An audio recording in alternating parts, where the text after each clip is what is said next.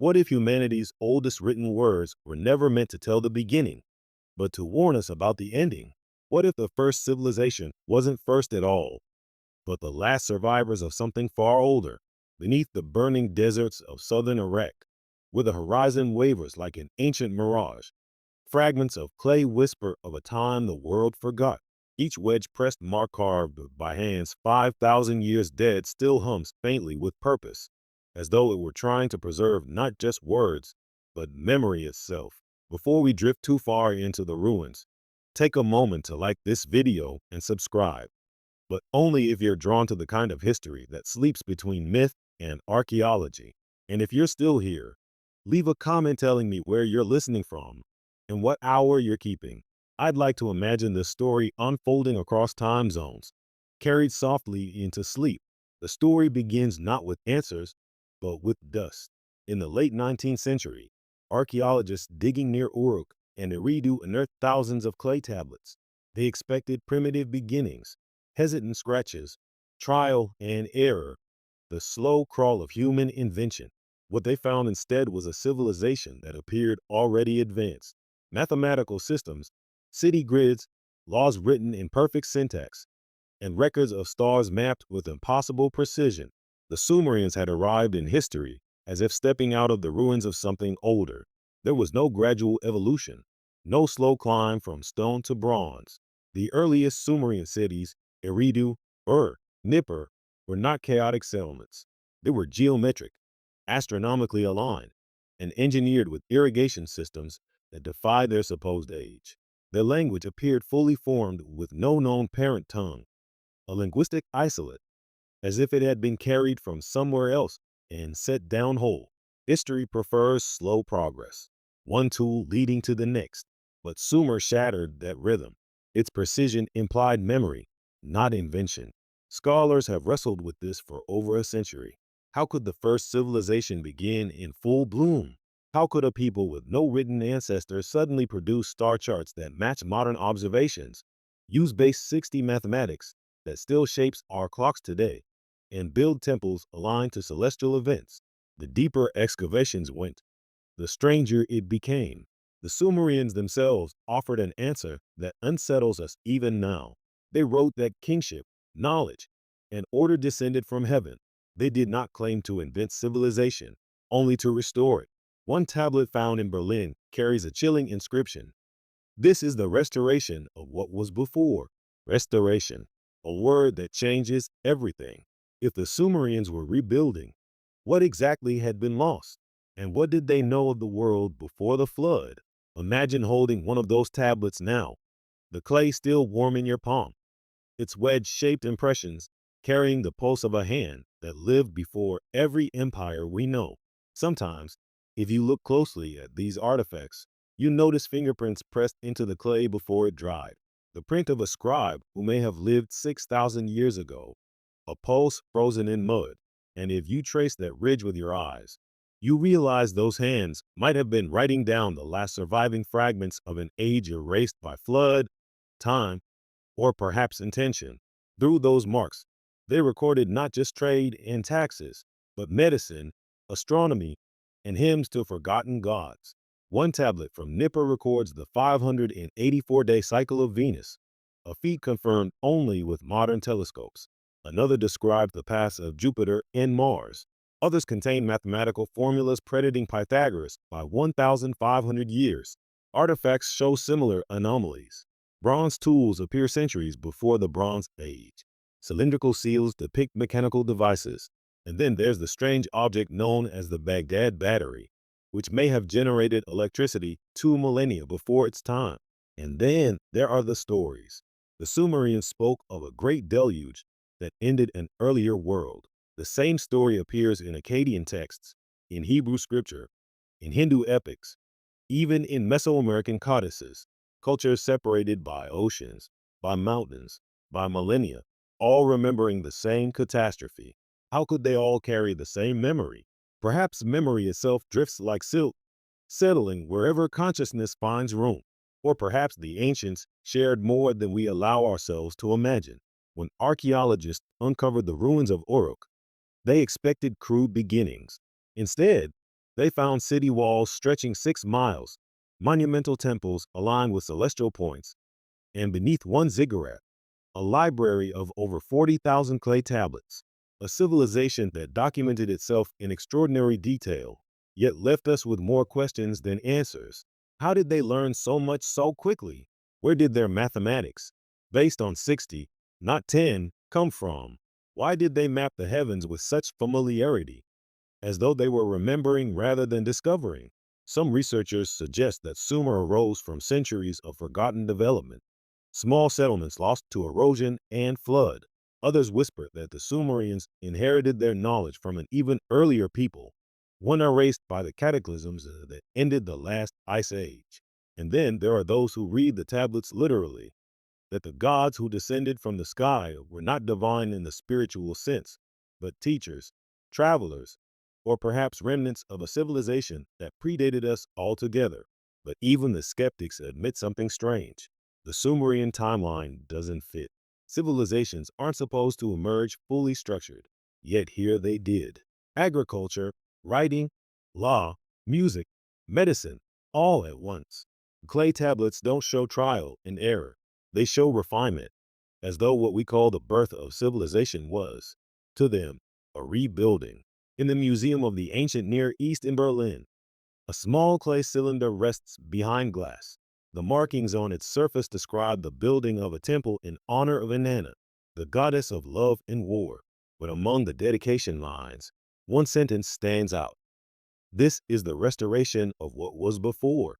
Restoration, a word that implies memory, not invention. It's a quiet confession that even the Sumerians saw themselves as heirs to something older. Sometimes, when you look closely at these artifacts, you notice fingerprints pressed into the clay before it dried, the print of a scribe who may have lived 6,000 years ago. And if you trace that ridge with your eyes, you realize those hands might have written down the last surviving fragments of an age erased by flood, time, or perhaps intention. The silence between those lines feels heavy, as if something vast had been taken away. The same way a missing note can haunt an entire song. The same way a lost memory hovers at the edge of sleep. Maybe that's why these stories still whisper to us. They remind us that what we call history might only be the part that survived the burning. At night, when the museums close and the lights fade, I imagine those clay tablets breathing in the dark, each one holding the faint memory of a world we no longer recognize. We think we are the beginning of understanding, but maybe we are the last chapter of remembrance. And as the desert wind passes over the ruins of Uruk, carrying grains of ancient dust into another millennium, you can almost hear the first line of our forgotten story, soft, unfinished, waiting to be heard again. If the Sumerians were not the first, then who were they remembering? They said, kingship descended from heaven, not metaphorically, not symbolically, but as a statement of fact recorded in clay more than 4,000 years ago, a line that still trembles with something language struggles to contain. After the kingship descended from heaven, kingship was in Eridu. It is the opening verse of what we now call the Sumerian king list, a chronicle of rulers whose reigns stretch far beyond the boundaries of human possibility. But before we can understand who those impossible kings were, we must first see what they left behind, because the clay tablets are only part of the story. The cities themselves whisper just as loudly. The earliest Sumerian settlements, Eridu, Nippur, were not the chaotic sprawl of a people learning to live together. They were geometric, planned, aligned with intention that borders on the uncanny. When excavators first reached the foundations of Eridu, they expected disorder.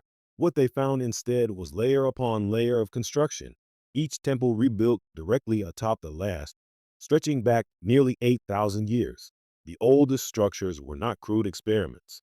They were already sophisticated, oriented to cardinal directions, built on raised platforms to honor celestial sight lines, surrounded by canals that flowed with engineered precision. The city of home to the famous ziggurat dedicated to the moon god Nana, reveals the same unsettling pattern. Its streets were laid out in grids. Its walls were massive, reinforced with bitumen and fired brick, materials that required advanced kilns and knowledge of chemistry. Homes had drainage systems, Courtyards opened to the sky in deliberate ratios. Even the placement of doorways followed astronomical orientations, as though the builders were mapping the heavens onto the earth itself. Nippur, the religious heart of Sumer, sat at the center of a network of cities arranged in distances that correspond to musical intervals and celestial cycles. Archaeologists have noted that the spacing between major Sumerian settlements reflects the same base 60 ratios used in their mathematics, as if the entire civilization had been composed rather than constructed. This wasn't accident. It was architecture that remembered something. And then there is the language itself. Sumerian stands alone in the history of human speech.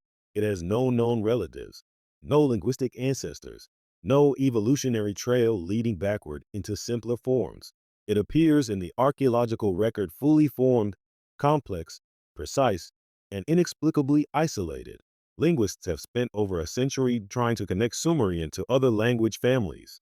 They've tested it against Indo-European, Semitic, Dravidian, even Uralic tongues. Nothing fits. It exists outside the tree of language entirely, as though it had been transplanted from somewhere or someone else. To write in Sumerian was to engage with a system that blended sound, symbol, and meaning in ways that feel almost encoded. Each cuneiform sign could represent a word, a syllable, or an idea, depending on context. The grammar was agglutinative, building meaning through layered suffixes in patterns that required extraordinary linguistic sophistication. The Sumerians themselves believed their writing came from Nisaba, the goddess of knowledge, whose name means she who counts the stars. They did not claim to invent it. They said it was given. And the more we study their tablets, the harder it becomes to argue otherwise, because the content of those tablets reveals something even stranger than the language itself, knowledge that shouldn't exist yet. One clay tablet discovered in the ruins of Nippur records the orbital cycle of Venus with stunning accuracy, 584 days, matching modern astronomical observations. Another tablet charts the movements of Jupiter and Saturn, tracking their positions across decades with precision that requires multi-generational record-keeping and mathematical models we associate with much later civilizations. Star maps etched into cylinder seals show constellations we still recognize today: the bull, the scorpion, the lion, but they also include celestial references that suggest the Sumerians were observing not just the visible sky, but cycles within cycles, processional shifts that take thousands of years to complete. How could a first civilization track cosmic time on that scale? And then there is the mathematics. The Sumerians used a base 60 numerical system, sexagesimal counting, which forms the invisible architecture of our modern world. 60 seconds in a minute, 60 minutes in an hour, 360 degrees in a circle. These aren't arbitrary, they're Sumerian. Base 60 allows for elegant division. It has more factors than base 10, making it ideal for astronomy, geometry, and trade. But it's also a system that requires abstract thinking, an understanding of fractions and ratios that most early cultures took centuries to develop. The Sumerians had it from the beginning. Tablets from the old Babylonian period, successors to the Sumerians, reveal mathematical problems involving Pythagorean triples more than 1,000 years before Pythagoras was born. They calculated square roots, solved quadratic equations, and understood geometric progressions. One tablet, known as Plimpton 322, lists number sets that imply trigonometric knowledge we didn't think existed until the Greeks. Yet there it sits, carved in clay, silent and patient. The deeper the excavations went, the more the anomalies multiplied. Archaeologists unearthed evidence of advanced metallurgy, bronze alloys that required precise temperature control and knowledge of tin sourcing from distant trade networks, tools that showed no evolutionary development, no trial and error phase, just sudden competence. They found medical texts describing surgical procedures, pharmacological recipes using dozens of plant compounds, and anatomical knowledge that suggests dissection and systematic observation. One tablet lists symptoms and treatments for over a dozen conditions, organized with clinical precision. And everywhere throughout the ruins, there was organization, bureaucratic records, tax receipts, property deeds, temple inventories, payroll logs for workers. the kind of administrative complexity that requires not just literacy, but institutional memory, systems passed down and refined over generations. But where were those generations? Where was the awkward beginning, the fumbling first steps, the slow climb from stone to bronze to iron? The Sumerian record shows none of that. It begins already in motion, already sophisticated, already remembering. The cities themselves seem to echo this. In Uruk, beneath the grand temples dedicated to Inanna and Anu, excavators found older structures, and beneath those, older still, each layer more refined than the one above it, as though civilization were contracting rather than expanding, growing smaller, simpler, more forgetful as it moved forward through time. It's the reverse of what we expect, and it aligns perfectly with what the Sumerians themselves wrote, that kingship, knowledge, and order descended from heaven, whether they meant gods, teachers, or remnants of a forgotten people who survived some ancient catastrophe. Their words point to one unmistakable idea. Sumer inherited civilization. It did not create it. The clay doesn't lie. It remembers. And what it remembers is a world that came before, a world that built in straight lines, counted in 60s, tracked the stars across millennia, and left behind not ruins, but echoes. Echoes preserved in the geometry of cities, in the isolation of language, in the precision of mathematics, and in the unsettling sophistication of a people who appeared in history already awake. The question that haunts the silence between those clay tablets is not how the Sumerians achieved so much, it's who taught them to remember. Among the thousands of tablets scattered across museum collections and archaeological sites, one document stands apart, not because it is larger or more ornate, but because of what it dares to claim. It is called the Sumerian King List, and it reads like a chronicle of impossibility. The tablet begins with a single line carved in the same wedge-pressed cuneiform used for grain tallies and trade receipts. After the kingship descended from heaven, the kingship was in Eridu. What follows is a list of rulers, names, cities, reign lengths, stretching backward through time until the numbers themselves break apart into something that no longer feels human. 8 kings are named, 8 rulers who governed the world before the flood, and their reigns are not measured in decades or even centuries. They are measured in tens of thousands of years. Alulim, the first king, reigned for 28,800 years. Alaulgar, the second, for 36,000 years. In men, Anna ruled for 43,200 years. On and on the list continues. Each name paired with a city: Eridu, Bad Tabira, Larik, Sapar, Shurupik, and each reign impossibly long, as though time itself operated under different laws. In total, these 8 pre-flood kings governed for 241,200 years. Then the tablet records a single, abrupt sentence. Then the flood swept over, and after that line, everything changes. The reigns shrink, mortality returns. The kings who follow the flood rule for hundreds of years, then decades, then lifespans recognizably human. The age of gods gives way to the age of men. The impossible becomes the historical. The mythic collapses into the mundane. But the transition is seamless. The king list does not distinguish between the two eras in tone or style. It treats both with the same bureaucratic precision, as though recording not fantasy, but memory. And that is what unsettles scholars most, because the Sumerian king list was not written as mythology. It was not a hymn or a prayer or a poem meant to inspire awe. It was a bureaucratic document etched in the same cuneiform script used for tax records, temple inventories, and grain receipts. It was copied and recopied across centuries, with each scribe treating it as authoritative history. The cities named in the list are real. Eridu, the first city, has been excavated. Its ruins stretch back nearly 8,000 years, layer upon layer of temples built and rebuilt in the same sacred spot. Shurupik, home to the flood heroes Yusudra, has been confirmed. Larik and Sapar, both real, both archaeologically verified. These were not imaginary places. They were the anchors of a civilization that kept records obsessively, that valued precision, that documented everything from the movement of stars to the wages of workers. So why would they list kings who ruled for 36,000 years? Some scholars dismiss the numbers outright, calling them exaggerations meant to grant divine legitimacy to later rulers. Others see them as scribal errors accumulated through centuries of copying, but neither explanation accounts for the consistency. Multiple versions of the king list survive, from Nippur, from Larsa, from Ison, and while details vary, the structure remains the same. 8 kings, impossibly long reigns, then the flood, then mortality. It's too deliberate to be accident.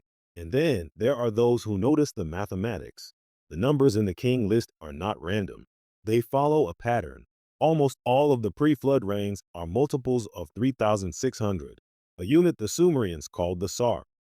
In their cosmology, the Sar represented not just a span of time, but a celestial cycle, the period it took for certain planetary alignments to return to their starting positions.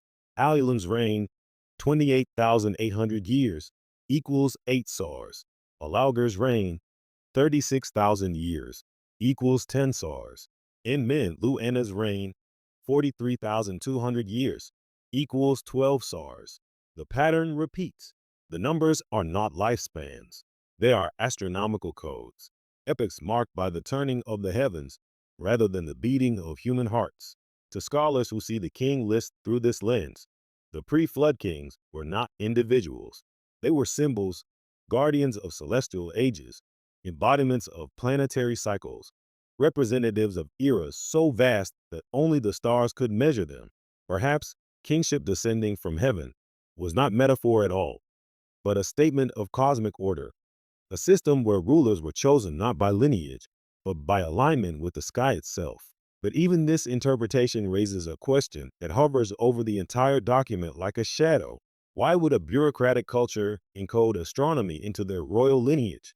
Unless they believed the two were inseparable, unless they saw time, kingship, and celestial motion as a single woven thread, one that had been severed by the flood and had to be remembered, preserved, passed down in clay, so it would never be forgotten again.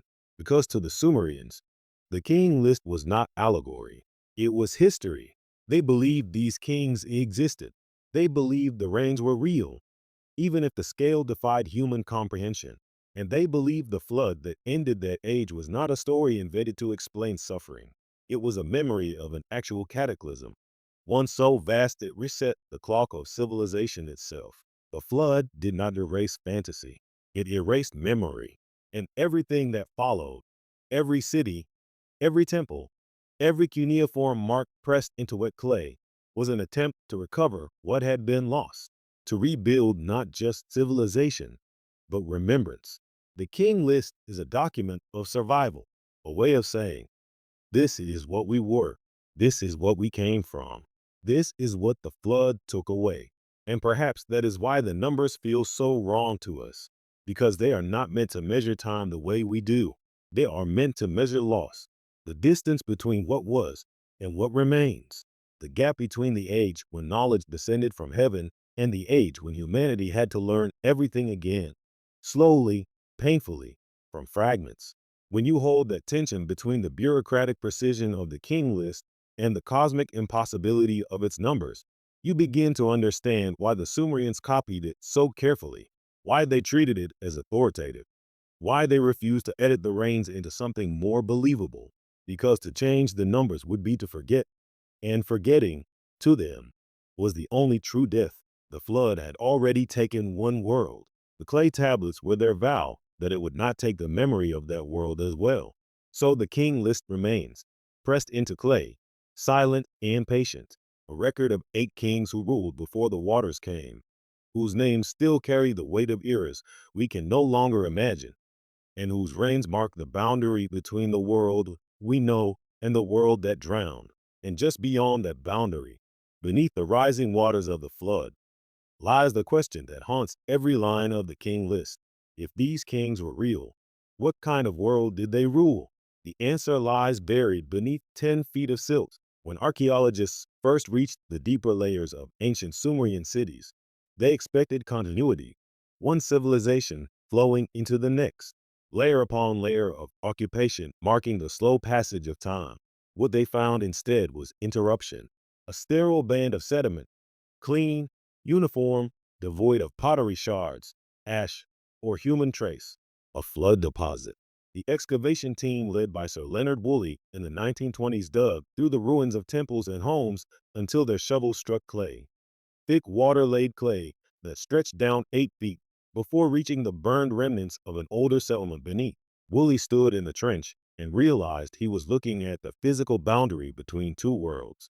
Below the silt, charred walls, shattered pottery, the bones of a city that had ended in fire. Above the silt, new foundations, rebuilt temples, a civilization rising again from silence.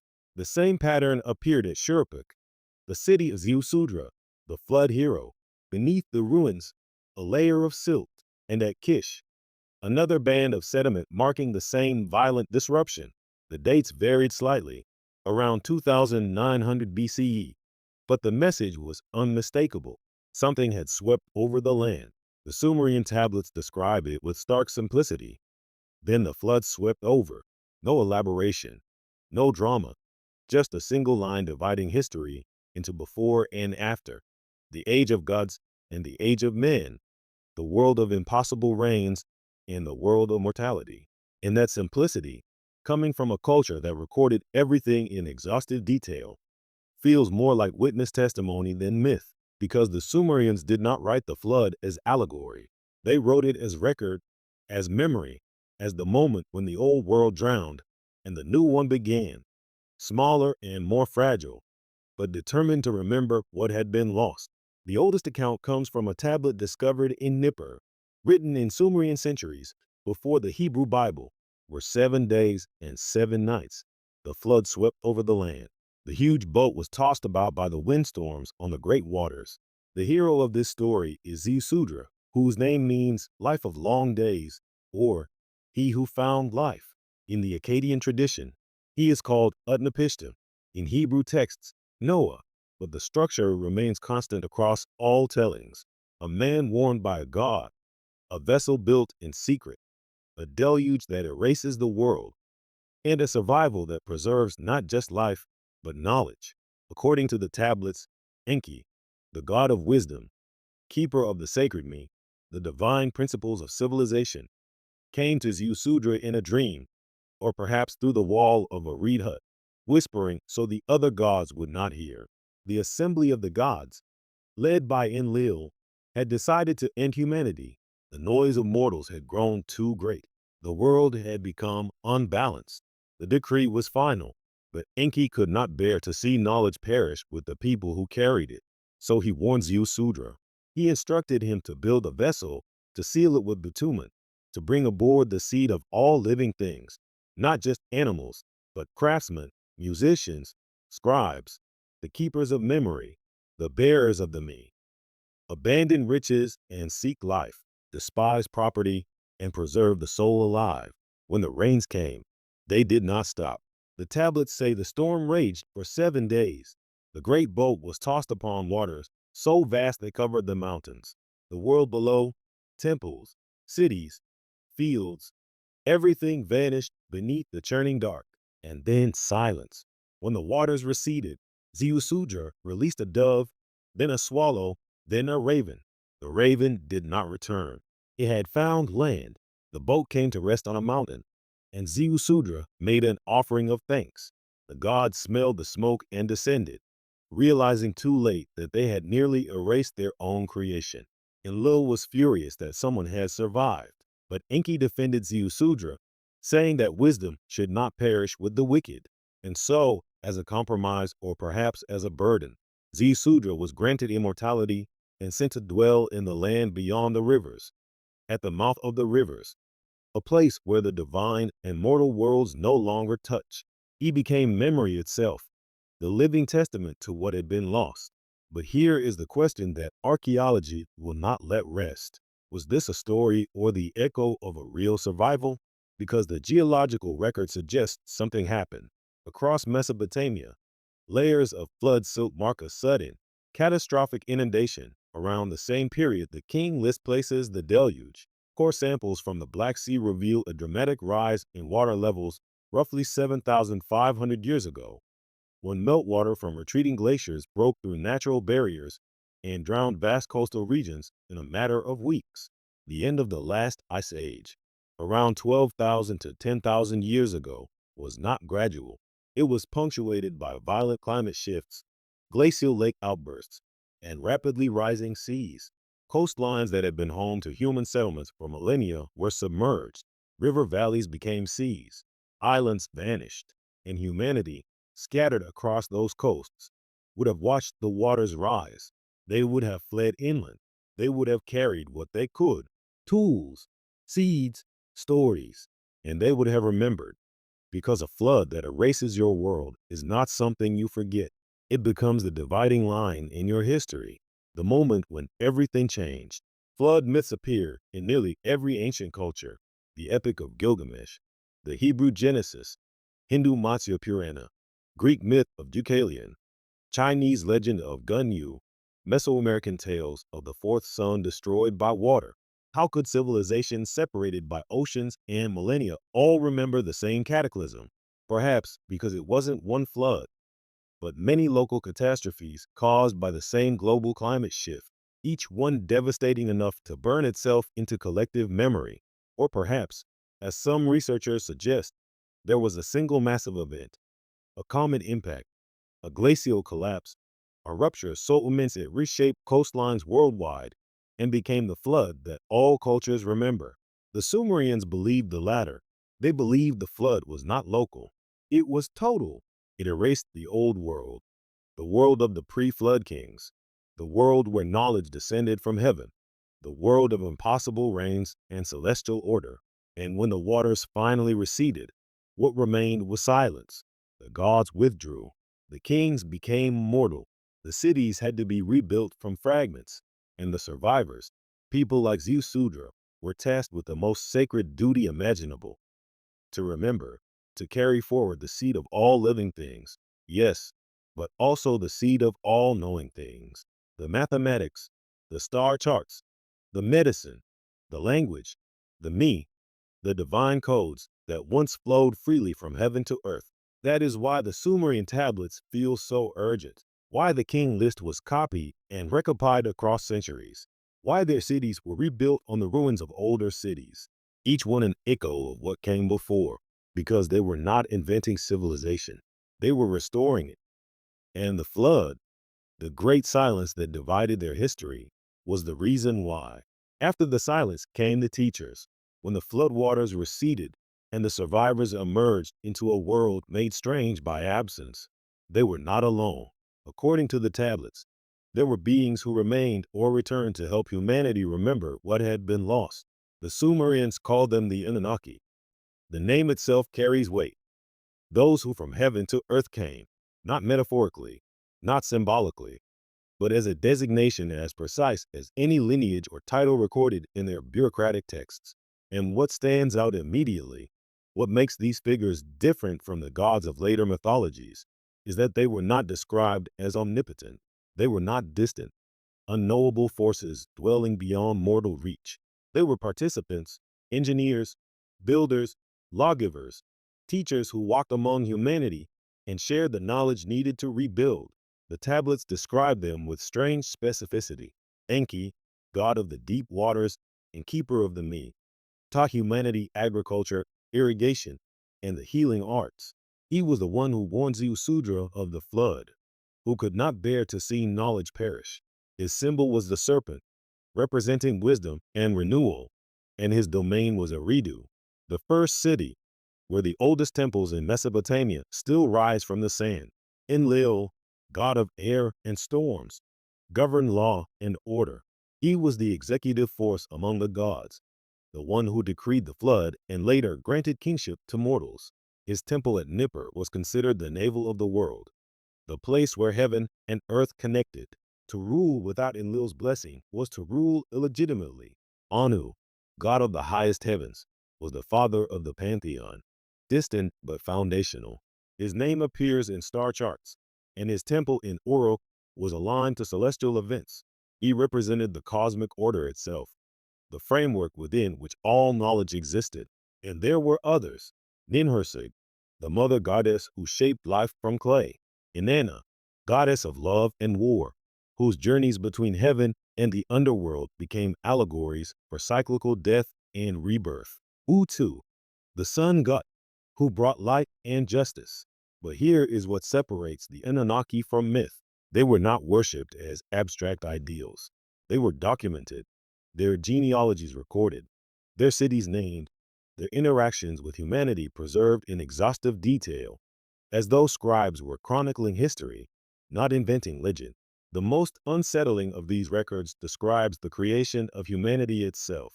In the text known as the Atrahasis epic, the gods grow weary of labor. They have built cities, dug canals, raised temples, but the work is endless. And so they conceive a solution to create beings who will carry the burden in their place. Enki and Ninhursag are tasked with the work. They take clay from the earth, the primordial mud of creation, and mix it with something else. The tablets say it was the blood of a god, a divine essence sacrificed to give humanity intelligence and spirit. From the flesh of the god, let a spirit remain. Let it proclaim him as a living sign. Let the spirit remain so it is not forgotten. The clay is shaped, the divine blood is mixed in, and from that union, humanity is born, part earth, part heaven, mortal in body, but carrying within them a spark of the divine. To modern readers, this sounds like metaphor, but pause on the language. Mixing essence, transferring spirit, creating beings from raw material and inherited code. It reads less like poetry and more like a description of genetic engineering, the intentional design of life through the combination of two sources, one material, one informational, clay and blood, body and blueprint. Scholars dismiss this as mythic symbolism, a way for ancient people to explain their own existence. But the Sumerians were not a culture given to vague allegory.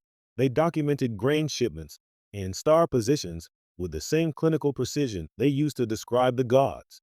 When they wrote that humanity was made from earth in divine essence, they may have been recording the only way they knew how to describe something they witnessed or inherited memory of, but could not fully explain. In the 1970s, researcher Zakaria Sitchin proposed a controversial interpretation that the Anunnaki were not gods at all, but extraterrestrial visitors who came to Earth in search of resources, genetically engineered humanity as a labor force, and left behind the memory of their presence in our myths. Mainstream scholars rejected this reading almost universally. The evidence, they argued, did not support literal visitation. The Anunnaki were archetypes, anthropomorphized natural forces, celestial bodies personified, or deified ancestors whose achievements grew legendary over time. And yet, the descriptions linger.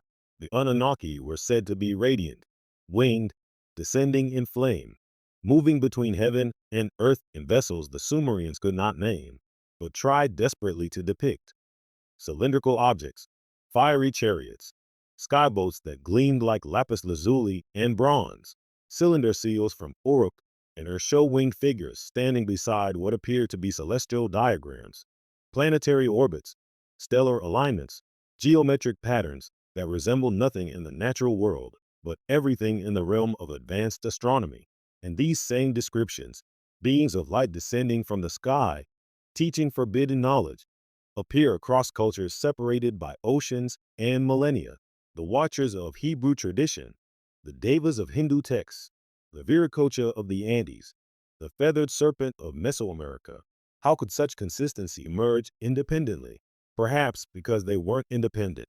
Perhaps because the memory of the Anunnaki, or whoever they were, was older than the flood, a memory carried by survivors who scattered to distant shores and rebuilt their civilizations in isolation, each one preserving fragments of the same original story. Or perhaps the Anunnaki were not visitors from the stars, but survivors of a pre-flood civilization, an advanced culture that possessed knowledge we have only recently rediscovered, and who emerged from the cataclysm to teach the remnants of humanity how to begin again. A lost people whose technology seemed so far beyond the comprehension of flood survivors that they could only be described as gods. We may never know, but what the tablets make clear, what the Sumerians repeated across thousands of years of record keeping, is this. Civilization was not invented, it was given. Humanity did not stumble into agriculture, astronomy, writing, and law through trial and error. We were taught by beings who came from somewhere else, whether heaven, across the sea, or from the drowned world before the flood. The role of humanity, to the Sumerians, was not to create. It was to remember, to preserve the knowledge entrusted to us, to carry the divine codes of civilization, forward through time, so they would not be lost again.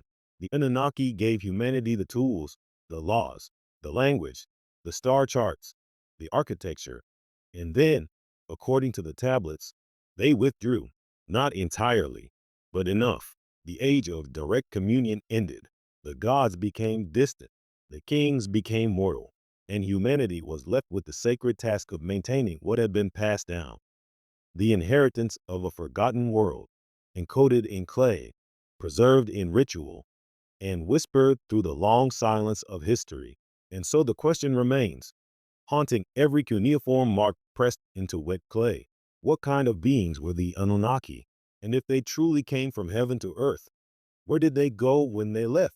But knowledge is not only preserved in stories. Sometimes it hides in formulas, buried among the hymns to Inanna, the prayers to Enlil, and the epic tales of flood and creation. Archaeologists found something unexpected. Technical manuals, documents with no mythic preamble, no invocation of gods, just pure, distilled knowledge.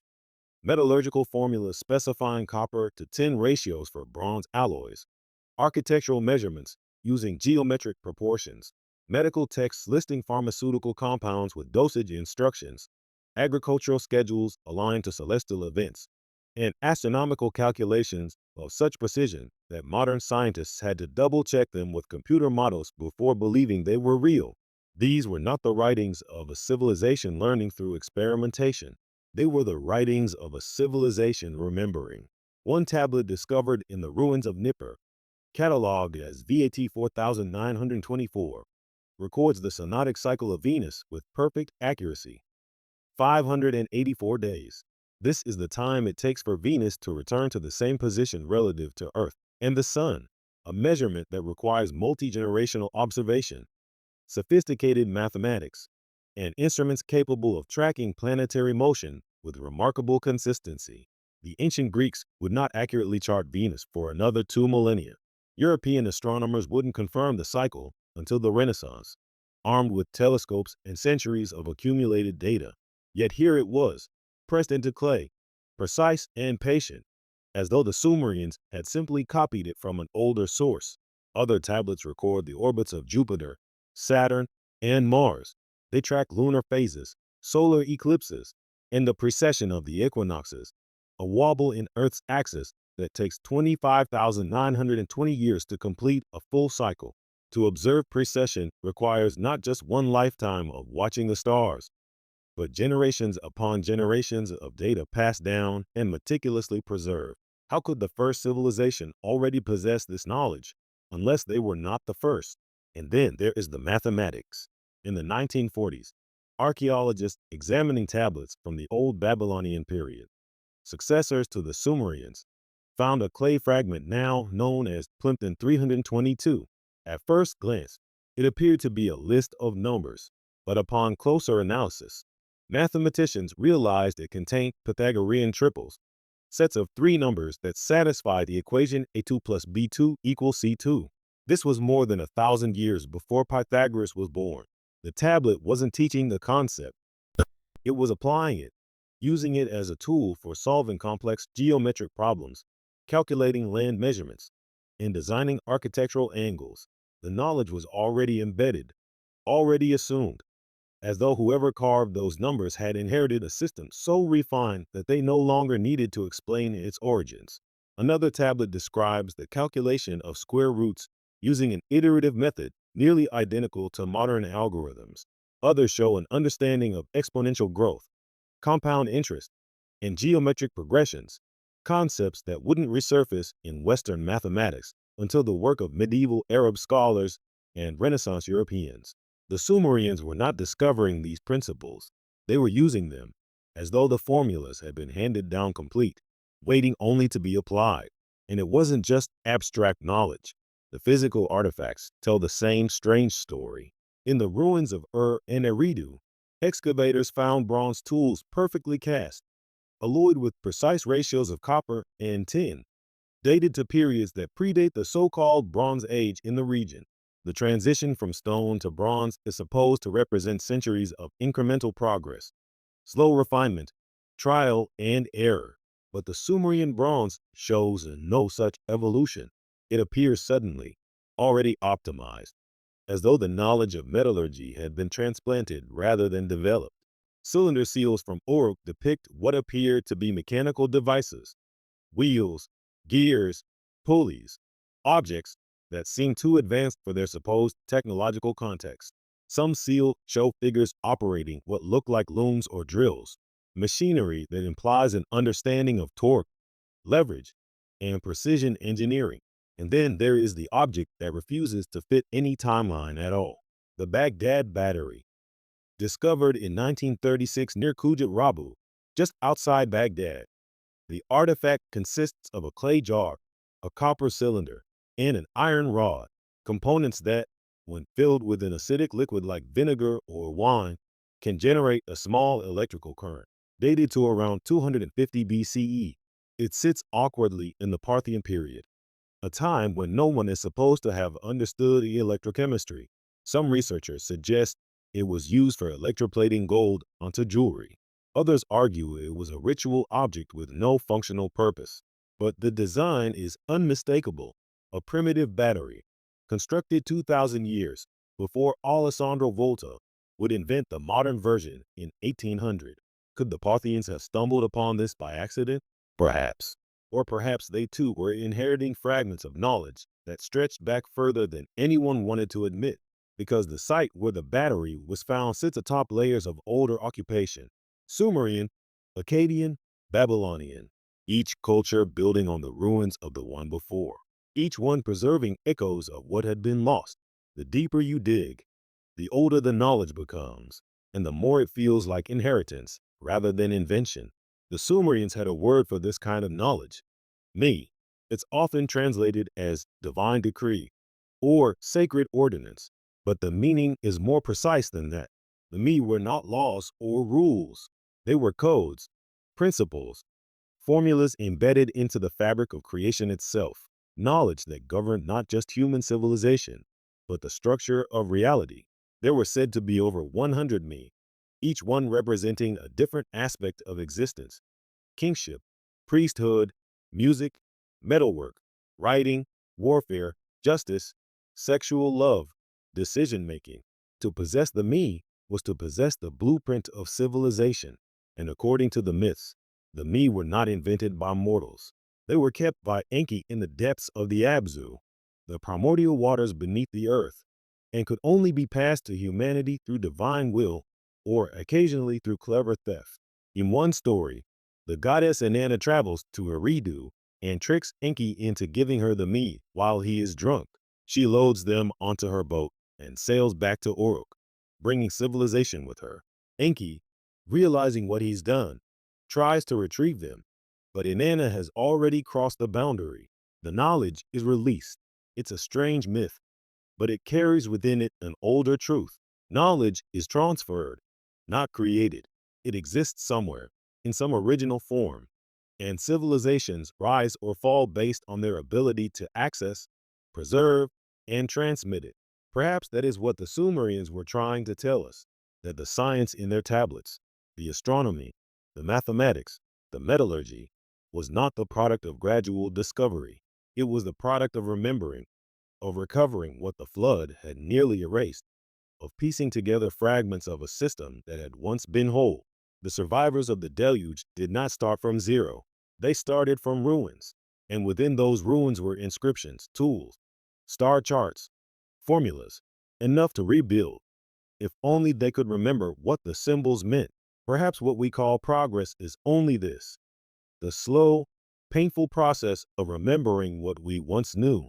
and perhaps the Sumerians, rising from the flood with clay still wet in their hands, understood this better than we ever will, that civilization is not built, it is restored, that science is not invented, it is recovered, and that every formula pressed into clay, every star chart aligned to the heavens, every bronze tool cast in fire is not a triumph of human ingenuity, but a monument to survival, a way of saying, this is what we saved. This is what the flood did not take. But there is one mystery deeper than the science, older than the cities, more inexplicable than the flood itself. The language. Sumerian stands alone in the history of human speech, not metaphorically alone, not poetically isolated, but linguistically orphaned, a tongue with no known relatives, no ancestral roots, no evolutionary trail leading backward into simpler forms. For over a century, linguists have tried to connect Sumerian to other language families. They've tested it against Indo-European, the vast family that includes English, Greek, Sanskrit, and Persian. Nothing. They've compared it to Semitic languages like Akkadian and Hebrew, which later dominated the same region. No match. They've searched for links to Dravidian tongues of India, Uralic languages of Central Asia, even Basque, another linguistic isolate. Every attempt ends in silence. Sumerian does not fit. It exists outside the tree of language entirely, as though it had fallen from somewhere else or risen from something much older. It appears in the archaeological record around 3500 BCE, already fully formed, complex grammar, sophisticated vocabulary, a writing system so precise it could record poetry, law, medicine, and astronomy with equal clarity. There is no Proto-Sumerian, no transitional stage, no evidence of evolution. It simply is. And then, just as suddenly, it vanishes. By 2000 BCE, Sumerian was no longer a spoken language. It survived only as a liturgical tongue used in temples, preserved by scribes, studied the way Latin would be studied centuries later in medieval Europe, a dead language kept alive through ritual, because to forget it entirely would be to sever the last connection to the gods. But even in death, Sumerian continued to haunt the region. Akkadian scribes learned it. Babylonian priests recited it. Assyrian kings inscribed it on their monuments. For 2,000 years after it stopped being spoken, it remained the language of memory, the tongue in which the oldest truths were recorded, because to the Sumerians, their language was not a human invention, it was a gift. The tablets say that writing came from Nisaba, the goddess of knowledge, grain, and accounting. Her name means she who counts the stars, an epithet that links literacy with astronomy, record keeping with celestial observation, as though language itself were a form of cosmic measurement. Nisaba was not the goddess of poets or storytellers. She was the goddess of scribes, those who preserved, calculated, and transmitted knowledge. To write in Sumerian was to participate in her sacred work. It was an act of preservation, not creation. And the writing system itself reflects that purpose. Cuneiform, from the Latin cuneus meaning wedge, was not an alphabet in the modern sense. It was something older, more layered. Each sign could represent a sound, a word, or an entire concept, depending on context. A single wedge-shaped mark could be a syllable in one text and a divine symbol in another. The signs were geometric, triangles, lines, angles, shapes pressed into wet clay with a reed stylus. And yet within that geometry, something else was encoded. Some scholars have noted that Sumerian cuneiform signs often mirror natural forms. The sign for mountain looks like peaks. The sign for water resembles flowing waves. The sign for star is an asterisk radiating light.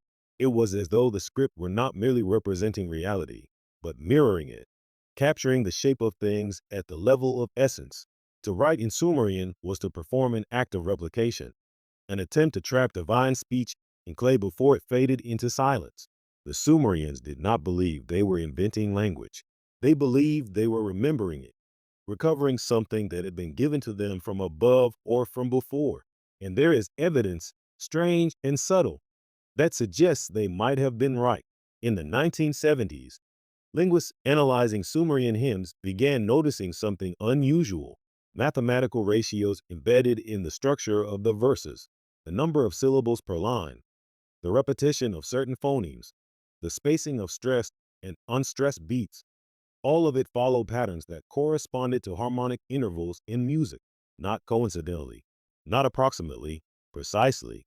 The hymns were composed using ratios like 2, 3, 3, 4, and 4, 5, the same ratios that define musical consonants, the same intervals that the Sumerians used to tune their lyres and harps, the same proportions they embedded in their architecture and astronomical charts. It was as though language, music, and mathematics were not separate disciplines, but expressions of a single unified system, a code that governed sound, meaning, and number simultaneously. Some researchers have proposed that this reflects an ancient understanding of reality as vibrational, that the Sumerians believed the universe itself was structured by harmonic principles, and that language was the human attempt to resonate with that structure. To speak correctly was to align oneself with the cosmic order. To write was to encode that alignment into clay. The word the Sumerians used for this kind of knowledge was me. The divine codes we encountered earlier, but me also carried connotations of sound, vibration, and utterance. The gods did not merely think creation into being, they spoke it, and the me were the words they used, the primal syllables that shape reality. If that is true, then Sumerian may not have been a language in the way we understand language today.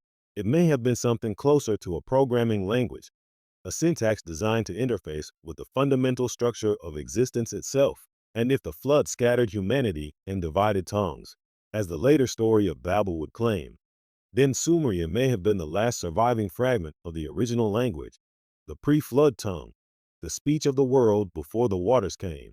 There's a line in the Hebrew Bible, in Genesis, that echoes this idea.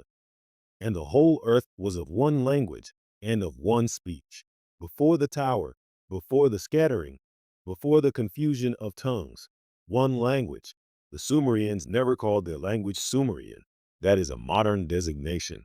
They called it Ame-Gur, which translates roughly as the noble tongue or the princely language, a name that suggests it was not merely functional, but elevated, sacred, set apart. And perhaps it was. Perhaps before the flood, there was a single language, spoken by the pre-Diluvian kings, taught by the Anunnaki, and coded into the me, a language where sound, meaning, and mathematics were unified, a language that could describe not just objects and actions, but the relationships between things, the ratios that govern form, the vibrations that structured matter. And perhaps when the flood came and the old world drowned, that language was lost, except for fragments preserved by survivors like Ziu Sudra, passed down through generations, carefully inscribed into clay, so it would not be forgotten entirely. By the time the Sumerians appear in history, the language is already ancient, already fragmented. They do not speak it fluently. They reconstruct it the way archaeologists reconstruct pottery from shards. They write it down obsessively because they know it is fading. They teach it in temple schools because they sense that to lose it completely would be to lose the last bridge to the world before. And they were right. When Sumerian finally died as a spoken language, something irretrievable was lost, a way of thinking, a way of encoding reality, a connection to the divine order that could never quite be recovered in any other tongue. The Greeks would later speak of the logos, the word, the reason, the ordering principle of the cosmos. The Hebrews would speak of the word of God through which all things were made. But the Sumerians had known this first. They had known that language was not arbitrary, that it was not invented by humans fumbling toward communication. It was given, descending from heaven, taught by Nisaba, encoded in the me, structured by the same ratios that govern the stars, the intervals of music, and the proportions of temples. And when we read their tablets now, silent, patient, waiting in museum glass, we are not just reading words. We are reading the last echoes of a unified code of creation, a language that once bridged heaven and earth, a tongue that the gods themselves had spoken. And if we listen closely enough, between the wedge-shaped marks pressed into clay 5,000 years ago, we can almost hear it still, soft, geometric, singing in ratios we no longer understand. But language was not the only bridge. Long after the flood, long after the old world had been swallowed by water and silence, humanity tried to rebuild what had been lost, not through words alone, but through stone. They built towers, massive tiered structures that rose from the plains of Mesopotamia like mountains that had no right to exist in that flat, endless landscape. The Sumerians called them ziggurats, from the Akkadian zikkuratu, meaning to build high, and they dotted the cities of Sumer like stairways frozen mid-ascent. Uruk had one. Eridu, the first city, had one, rising from the oldest sacred ground in Mesopotamia. But the greatest of them all, the one that would echo through history and myth for millennia, stood in Babylon. They called it Etemenanki, the house of the foundation of heaven and earth. It was not a temple in the way we think of temples. It was not a place for worship alone. It was a structure of connection, an attempt to anchor the heavens to the earth, to create a physical point where the divine and mortal worlds could meet again. Because to the Sumerians, that connection had been severed. The flood had not only drowned the old world, it had broken the link between heaven and earth. The gods had withdrawn. The direct communion that once existed, when knowledge descended freely, when kingship came from the sky, when the Anunnaki walked among mortals, had faded into memory. And so humanity built, not out of pride, not out of defiance, out of longing. The ziggurats were not stairways to heaven, as later interpreters would claim. They were landing places for descent, platforms constructed to invite the gods back down. Each level represented a celestial sphere, a layer of the cosmos. Each tier was painted a different color: black for Saturn, white for Jupiter, red for Mars, gold for the sun, mirroring the visible planets as they appeared in the night sky. At the summit of each ziggurat was a small temple, a chamber open to the stars, furnished with a bed, a table, and offerings of food and drink, not for priests, for gods, in case they returned, in case they descended once more, as the tablet said they had before the flood, and found a place prepared for them. The structure itself was a map of the cosmos. The base represented the earthly realm, solid and square, aligned to the cardinal directions. Each ascending tier symbolized a higher heaven, a layer of reality closer to the divine source. And at the top, at the meeting point of earth and sky, was the sacred chamber, the Jigunu, the place where heaven touched ground. To stand at the base of a ziggurat and look up was to see the universe rendered in architecture. To climb, it was to ascend through the layers of creation, moving from mortal earth toward the realm of the gods. But the climb was not meant for everyone. Only priests could ascend, only those trained in the sacred rites, the hymns sung in the old tongue, the formulas that opened doorways between worlds. They would climb the external staircases, 3 or 4 flights, rising along the outer walls, carrying offerings, chanting prayers, performing rituals designed to call the gods back. But the gods did not come, or if they did, they came rarely, quietly, in dreams and visions, no longer in the radiant physical form the old tablets described. The age of direct communion was over, and the ziggurat, despite its grandeur, despite its precision, despite the thousands of laborers and decades of construction poured into its making, became a monument to absence, a structure that pointed toward something no longer there. Etemenanki, the greatest of all ziggurats, rose nearly 300 feet into the sky. 7 tiers, each one painted, each one aligned, each one encoded with astronomical and mythological meaning. It was visible for miles across the flat Babylonian plain, a man-made mountain in a land where no mountains existed. The Greek historian Herodotus visited it in the 5th century BCE and described it in awe, calling it a tower of immense size, built in stages, with a spiral path ascending to the summit. He wrote that at the top was a temple with a great couch and a golden table, where, according to the priests, the god Marduk would descend and rest. But even in Herodotus's time, the ritual was ancient, a relic, a memory of something that had once been real, but was now only reenacted, performed in the hope that the old connection might somehow be restored. And then there is the story that would come later, the one that would reframe Edemenanki not as longing, but as hubris. The Tower of Babel. In the Hebrew Bible, the story is brief. Humanity, speaking one language, gathers in the plain of Shinar, Sumer, and decides to build a tower that reaches to the heavens. God, seeing this, becomes alarmed. Behold, they are one people, and they have all one language. And this is only the beginning of what they will do. And nothing that they propose to do will now be impossible for them. And so God confuses their language. Suddenly, the builders cannot understand one another.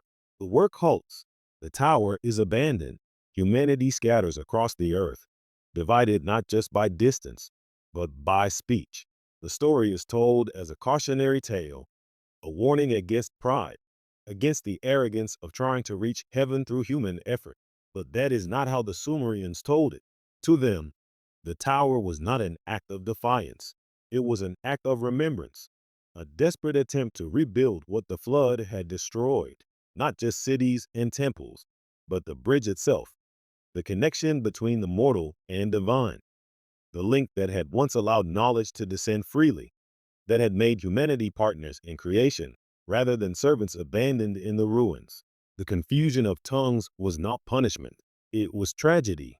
The loss of the unified language, perhaps the original Sumerian, the Gur, the tongue that carried the me, was not a divine decree meant to humble mortals. It was the final severing, the moment when the last thread connecting humanity to the pre-flood world snapped. After Babel, there was no single language that could encode the divine ratios, no single tongue that resonated with the structure of the cosmos. There were only fragments, dialects, scattered words that once formed a whole but now carried only pieces of meaning. And without that unified language, the tower could not be completed. Not because humans lacked the engineering skill. They had built ziggurats for centuries, but because the tower's purpose was not architectural. It was communicative. It was meant to be a beacon, a signal, a point of resonance that would call the gods back. And without the language to encode that call, the structure was just stone, empty, silent, pointing toward a heaven that no longer answered. From that silence, history began, not the history of the pre-flood world, where kings reigned for tens of thousands of years and knowledge descended from above, but the history we recognize, fragmented, divided, mortal, nations speaking different tongues, cultures isolated by language barriers, civilizations rising and falling, each one trying to remember what had been lost, but no longer able to share that memory across the distances. The ziggurats remained scattered across Mesopotamia, slowly eroding under wind and rain. The priests continued their rituals, climbing the tiers, laying out offerings, singing hymns in a dead language to gods who no longer descended. And Edemenanki, the house of the foundation of heaven and earth, stood silent in Babylon, its summit open to the stars, its chambers empty, its stairways leading nowhere, a monument not to human pride, but to human longing, a structure that tried desperately to remember what it was like when heaven and earth were not divided, when the gods walked below and mortals could hear their voices, when there was one language, one knowledge, one bridge connecting all things. But the bridge was broken, and all that remained were the towers, reaching upward into silence, waiting for a descent that would never come. The desert wind passes over Iraq in the hours before dawn, carrying dust that may have once been temples. From above, from satellite view, from the silent orbit of modern observation, Mesopotamia looks like a palimpsest, layers upon layers of civilization pressed into the earth, each one faint, each one waiting. The ruins of Uruk barely rise above the sand. Eridu sleeps beneath excavation tarps. The ziggurat at her catches moonlight on its reconstructed tiers, a ghost of geometry in an empty plain. In museums across the world, behind temperature-controlled glass, the clay tablets rest, thousands of them, tens of thousands, each one a fragment of memory pressed into mud and baked hard by time. Cuneiform marks still visible, still legible, still whispering in a language no one speaks anymore. And somewhere in the silence between those marks, In the space between what was written and what was lost, a question hovers. What world existed before the flood? Because everything we have followed, every anomaly, every impossible number, every piece of inherited knowledge points to the same unsettling conclusion. The Sumerians were not the beginning. They said so themselves. In clay, in stone, in the careful geometry of their cities. They called themselves the restorers of what was before. Not the inventors, not the pioneers, the restorers. Their language appeared fully formed with no ancestors to trace. Their mathematics arrived complete, with ratios and formulas that would not be rediscovered for millennia. Their astronomy tracked cycles that required generational observation. Yet they possessed it from the start.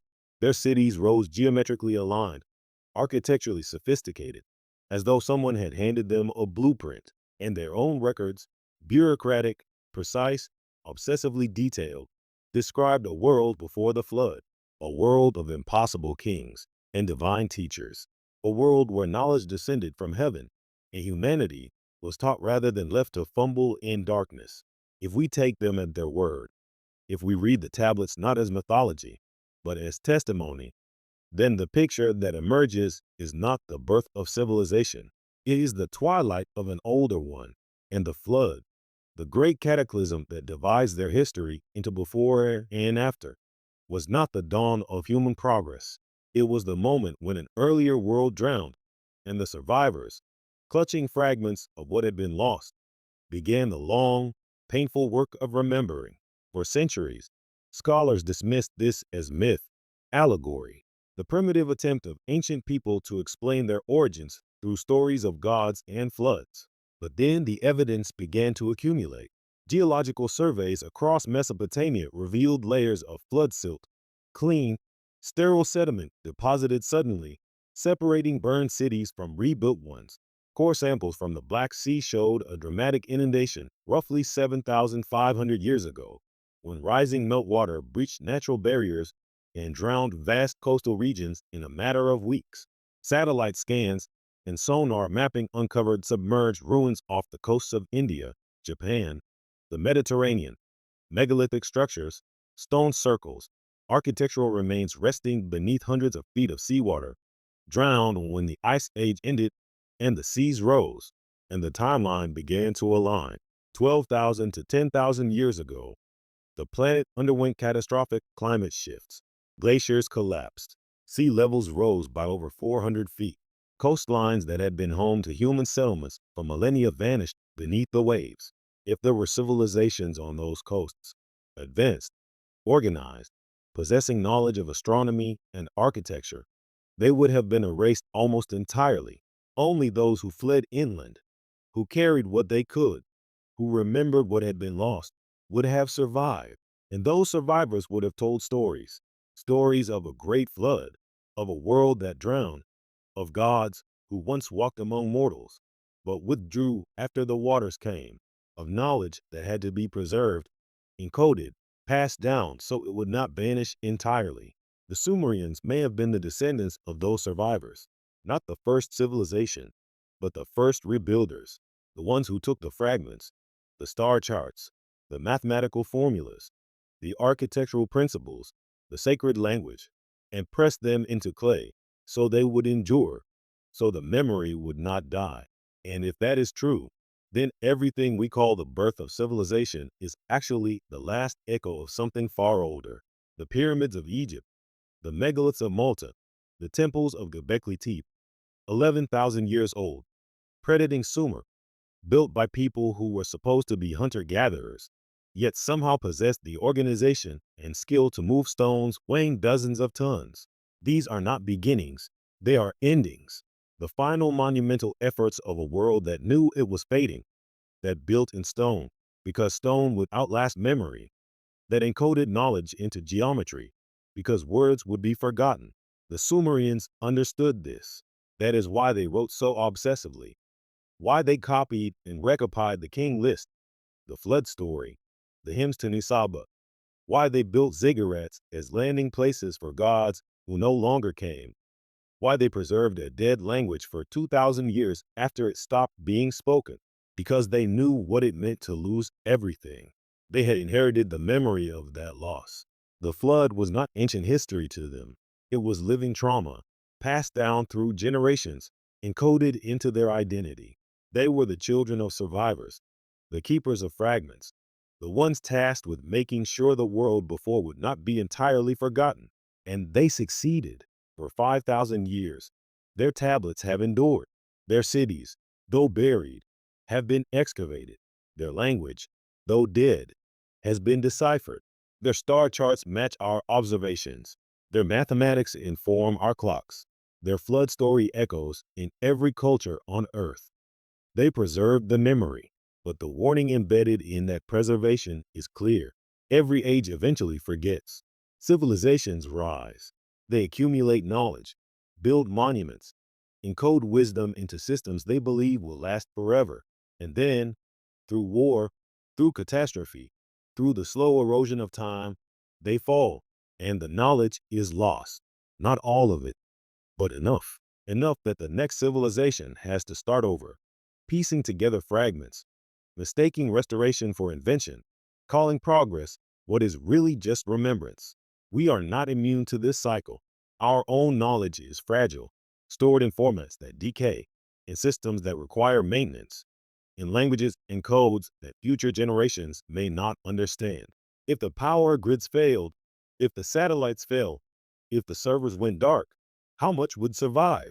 What would we leave behind for those who came after? Perhaps clay tablets were wiser than we knew. Simple, durable, readable by anyone willing to learn the shapes. A technology of preservation that outlasted empires. The Sumerians were not primitive. They were survivors of something we are only beginning to understand. And their message, pressed into clay and buried beneath the ruins of ziggurats, is this. Remember, remember that what you build can be lost, that knowledge is not permanent, that every flood, whether of water, fire, or time, resets the world, and only those who have encoded memory into something durable will have the chance to rebuild. The next flood is always coming. Perhaps it will be climate collapse, perhaps nuclear war, perhaps the slow forgetting that comes when civilizations grow too complex, too fragmented, too reliant on systems no one fully understands. But it will come, and when it does, the survivors, if there are survivors, will look back at our ruins the way we look back at Sumer. They will dig through our cities, decipher our languages, wonder how we knew so much and why we did not listen. They will find our satellites fallen to Earth, our data centers silent, our monuments eroded. And if we are wise, they will also find something else, something durable, something encoded, something that says, this is the restoration of what was before. Because in the end, that is all any civilization can do. Preserve what matters, pass it forward. Trust that someone, somewhere, in some distant age, will find it and understand. The desert wind passes over Iraq in the hours before dawn, carrying dust that may have once been temples. And beneath that dust, beneath the ruins, beneath the flood silt and the burned cities and the silent ziggurats, the memory waits, patient, geometric, pressed into clay, still whispering in the dark.